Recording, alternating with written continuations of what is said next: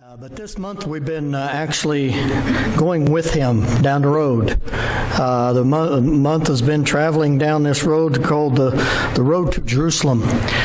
And it's a very important journey because it's the last journey Jesus will make to that city. It's an important journey because it's a planned mission. It's a planned trip.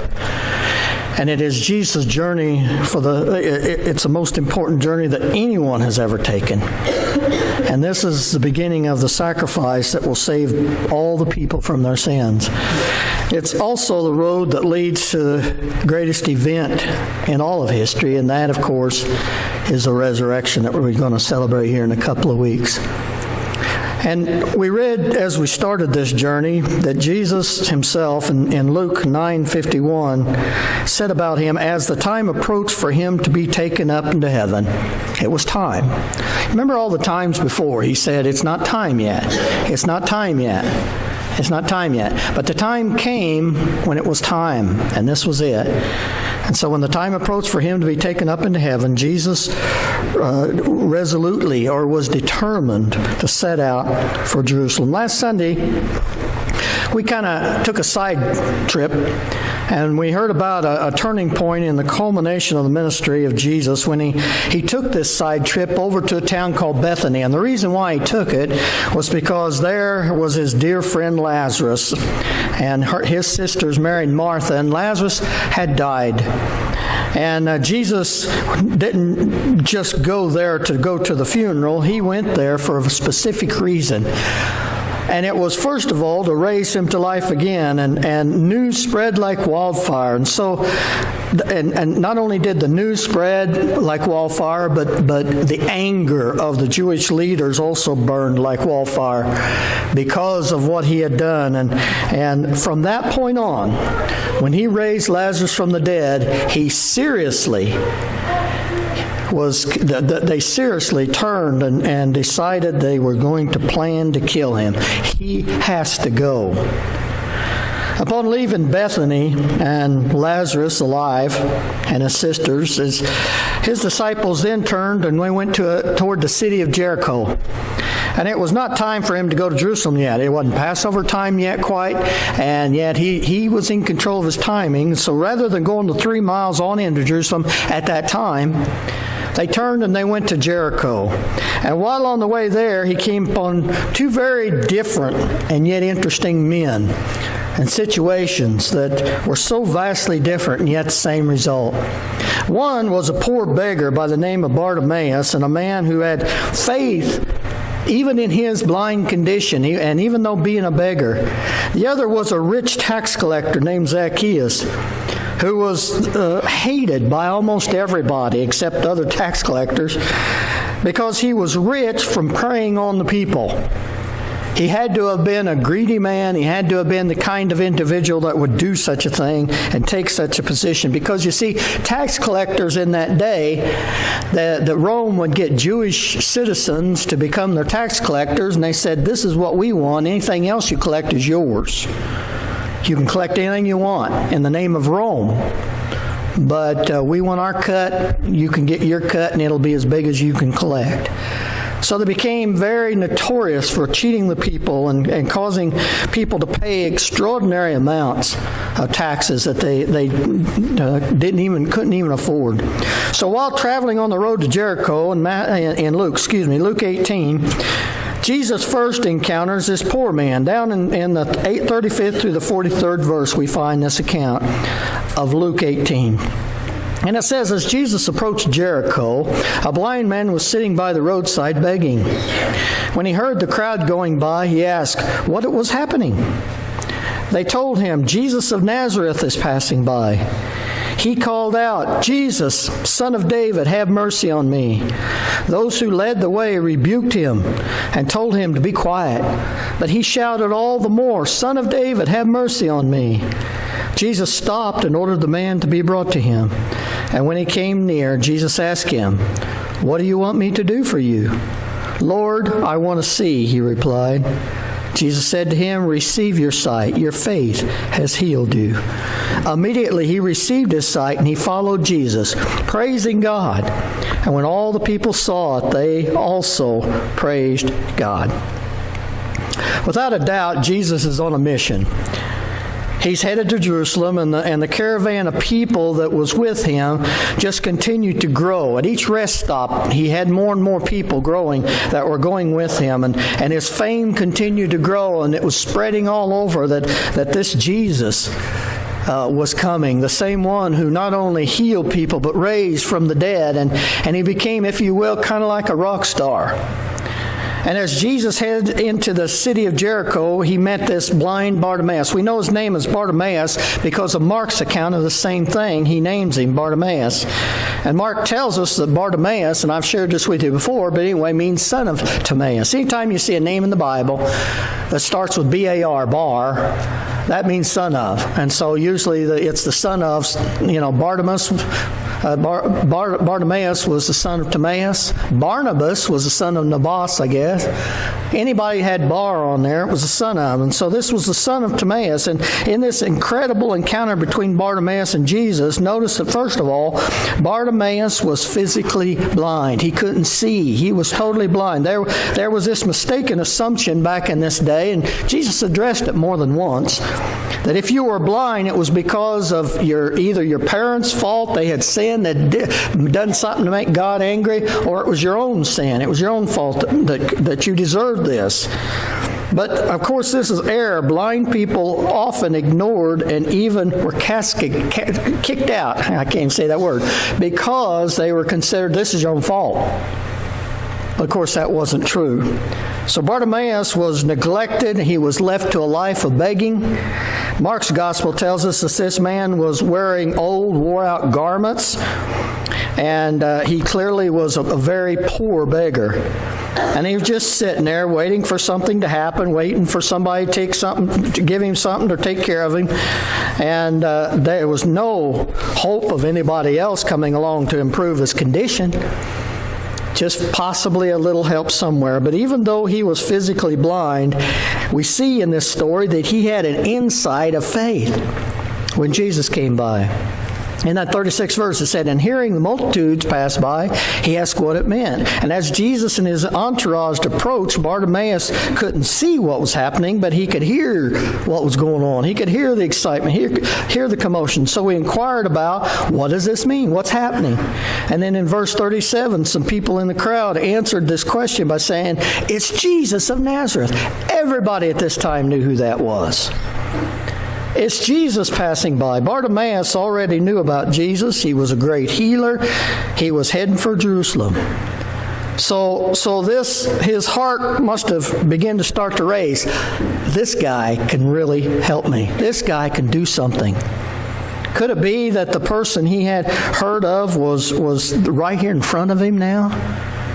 Was this a golden opportunity? He couldn't let it go by. It was almost too good to be true. So even though Bartimaeus was blind, because of his faith, he could actually see.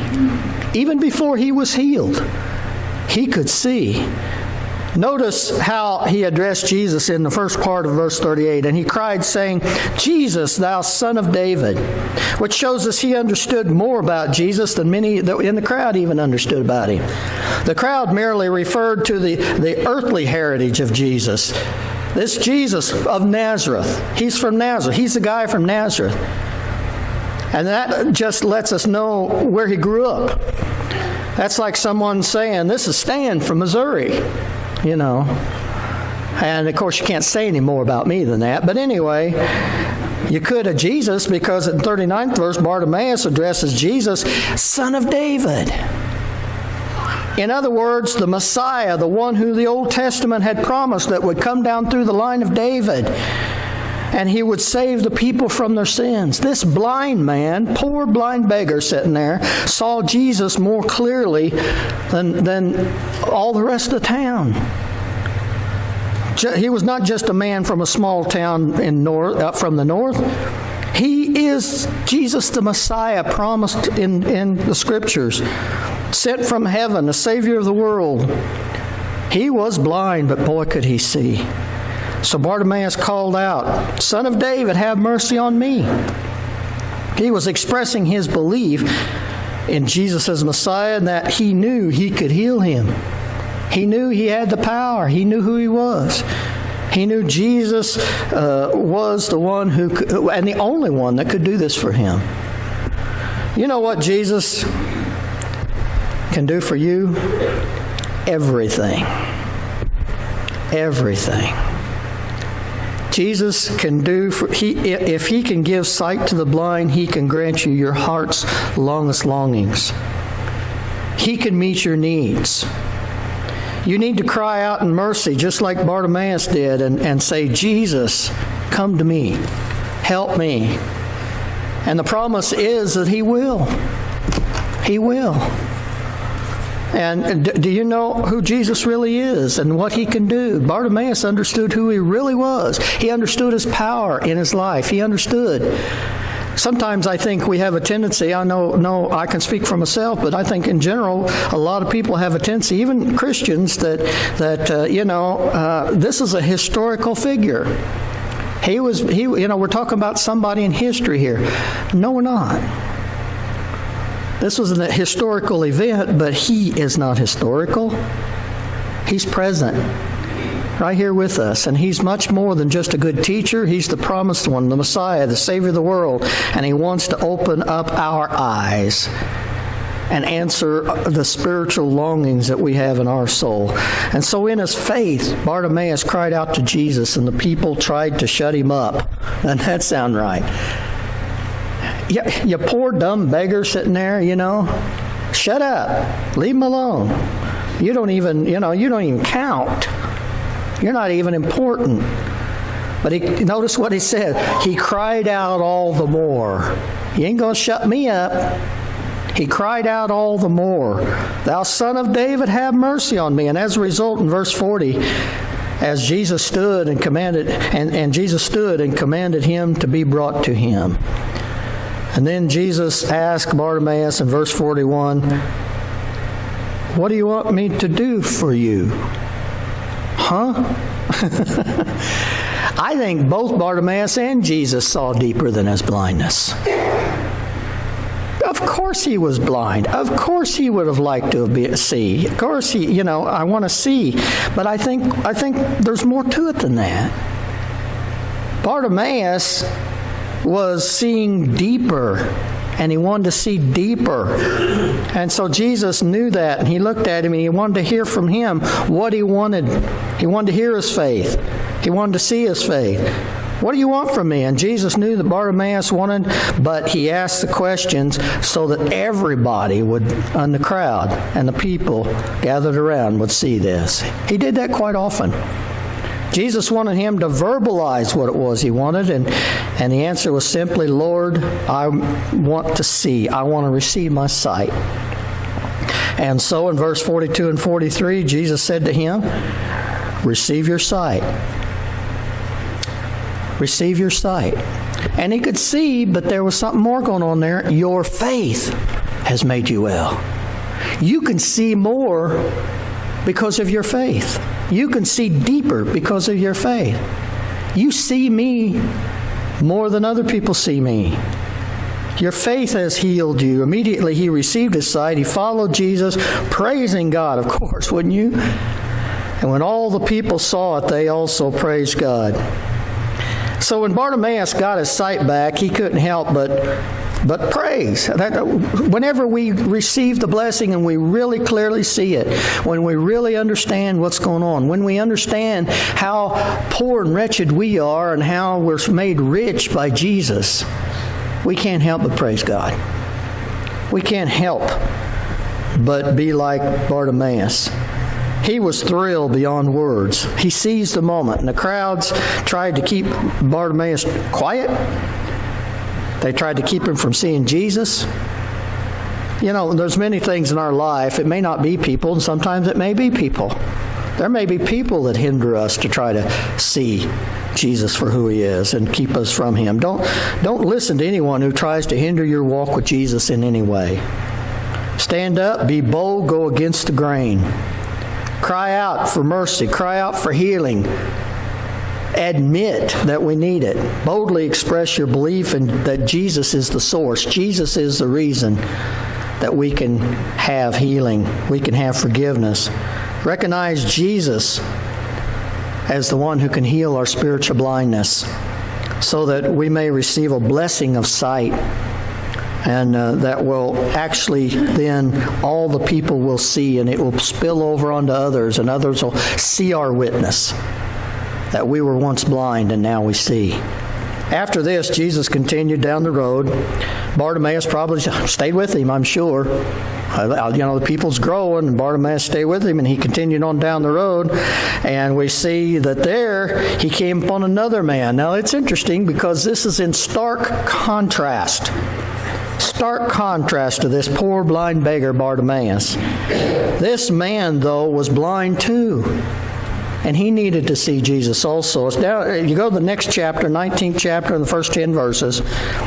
We find that Jesus entered Jericho and was passing through. And a man was there by the name of Zacchaeus. He was a chief tax collector. Not just a tax collector, chief tax collector, and was wealthy. He wanted to see who Jesus was. But being a short man, he could not because of the crowd. So he ran ahead and he climbed up in a sycamore fig tree to see him, since Jesus was coming that way. And when Jesus reached that spot, he looked up and he said to him, "Zacchaeus, come down immediately. I must stay at your house today." So he came down at once and welcomed him gladly. And all the people saw this and began to mutter, "He has gone to be with the guest of sinner." Ooh. That's not in there, but it should be. Ooh. But Zacchaeus stood up and said to the Lord, Lord, hear. And now I give half of my possessions to the poor, and if I have cheated anyone out of anything, I will pay back 4 times the amount. And Jesus said to him, "Today salvation has come to this house, because this man too is a son of Abraham." They wouldn't even claim him as a brother. This Jew that's a tax collector? No. For the Son of Man came to seek and to save what was lost. Interestingly enough, the name Zacchaeus literally means the righteous one. The righteous one. He cheated money from his own neighbors, and yet he was called the righteous one. Back in that day, though, and time, a lot of the names that was given in the Jewish dispensation and timing, a lot of the names that was given was for the parents to hope for the revealing of the character of the people. It didn't always work out. A lot of times it did. And sometimes God had an influence on that, as we know in Old Testament situations. But it's likely that he had parents who were devout Jews. They were probably devout worshipers of God of Israel, and they raised Zacchaeus in the Jewish way of thinking and religion and the ways of Jehovah God, as a good Jew ought to be. So Zacchaeus' destiny was supposed to carry out the family's religious beliefs and to walk in the ways of the Lord, the way he was raised, to be truly righteous. But something happened. He was a man of greed, and greed took over his heart. And we see that the love of money had caused him to defy his family's wishes, was going against God's plan for his life, and he became one of the worst, what they considered at that day, the scum of the earth. I know there's probably some today think the same way about ours, but they're not as bad as these. And that was either you're a tax collector. In fact, almost always when you heard the term sinners, it was coupled with tax collectors. Sinners and tax collectors were the worst people. We read here that Zacchaeus was short in stature. He was a short man, meaning that he wasn't very tall in height. Everybody agrees with that. Some estimate that he might even been around 4 foot tall, and why they do that is because the average height in that day, at that time, at that place, was shorter than our average height today. And so if the average height was shorter than me, then somebody was called short had to be pretty short. So according to the Bible, Zacchaeus was this short man, but it seems also that at this particular time when he wanted to see Jesus, he was short spiritually as well. When we're out of God's will for our lives, there is a spiritual battle being fought inside us. Verse 4 of the text said that he ran before the crowd and he climbed up into a sycamore tree to see him, for he was passing by. The reason Zacchaeus wanted to see Jesus was in stark contrast, I think, for the reason that Bartimaeus wanted to see Jesus. Blind beggar. That's hard to say. Say that real quick. Blind beggar. Most likely Zacchaeus was more curious than anything. He knew about Jesus. Jesus was very well known. He was popular. He was a rock star. He wanted to see this famous man, but he was way too short. The crowds were too big. And so he ran ahead and he climbed the tree. And we see that no doubt word had spread to Jericho, as it did in all regions, about Jesus was coming. Wonder what the people, though, must have thought about this little man. And we started changing our songs in Promised Land Chapel. I grew up singing Zacchaeus was a wee little man. And I had all kinds of mental images, I mean, we're talking about smaller than a leprechaun here, since we're on this weekend. But anyway, and so I started chatting. I said, no, let's go about here, okay? And so we all hold our hands out like this. He's a wee little man. And by the way, David is too. David, only a boy named David. David was that big too when I was growing up.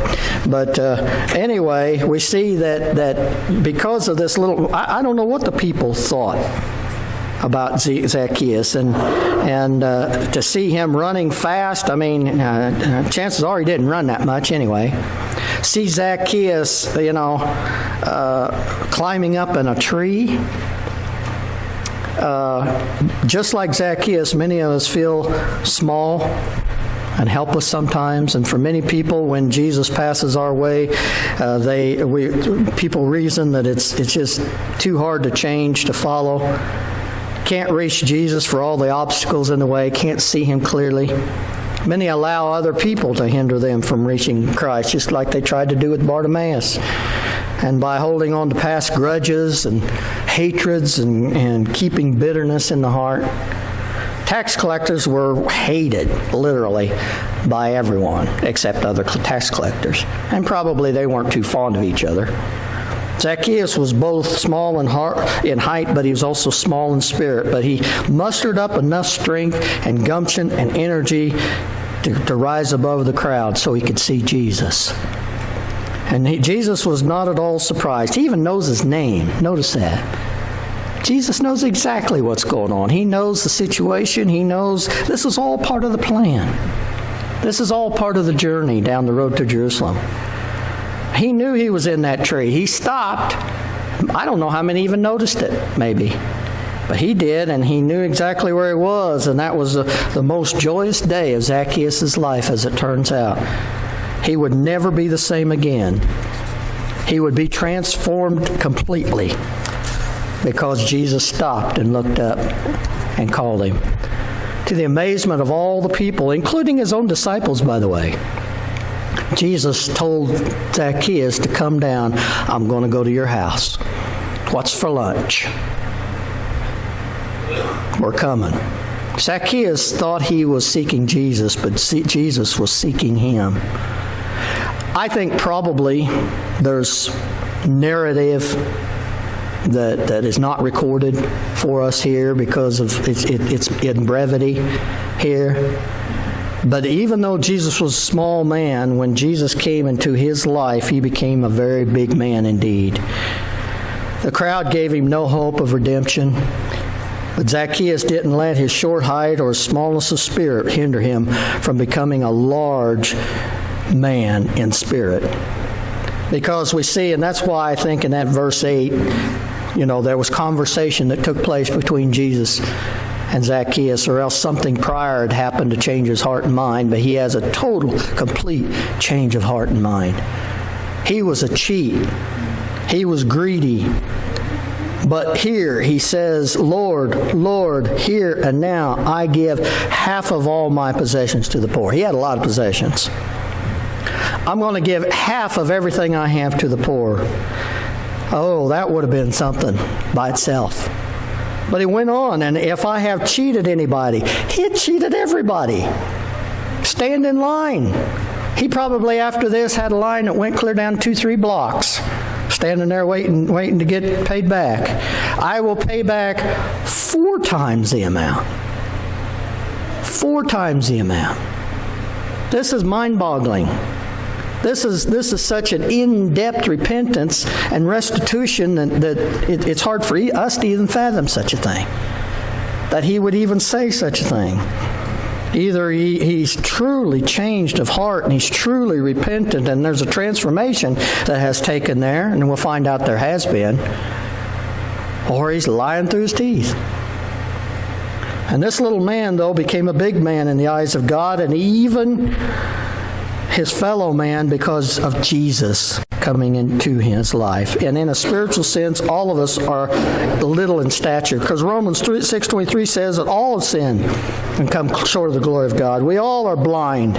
We all need to see Jesus clearly and live our lives, and then in our lives, and then we will follow him from then on. 2 men of Jericho encountered Jesus that one day. There was in stark contrast to one another. One was blind and poor, and the other was healthy and rich, and yet both were lost and needed Jesus. But as we read in verse 10, Jesus made it very clear why he was there. Made it very clear what his mission was. It said, "For the Son of Man came to seek and to save what was lost." And all are lost. He came to seek and save all of us, not just a select few, not just an individual number or a different certain race or a different kind. All. No matter who we are, Jesus came and died for us all. And so, now, as he left Zacchaeus' house, he turns to Jerusalem. Finally, going to Jerusalem.